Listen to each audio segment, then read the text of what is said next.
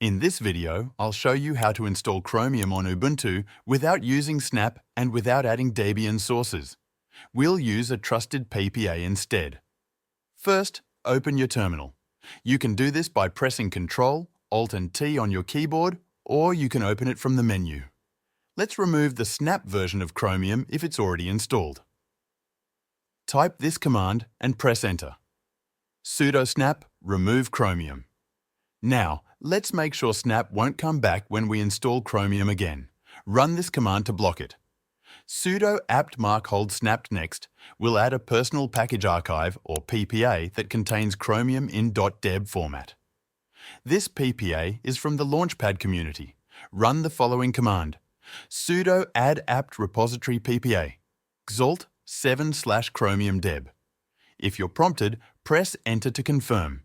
Now update the package list. Sudo apt update. Then install Chromium with this command: sudo apt install Chromium browser. This version is a regular .deb package, not a snap. Once the installation is complete, you can start Chromium from the Applications menu or by typing Chromium browser in the terminal. That's it. You've installed Chromium on Ubuntu without Snap. Thanks for watching.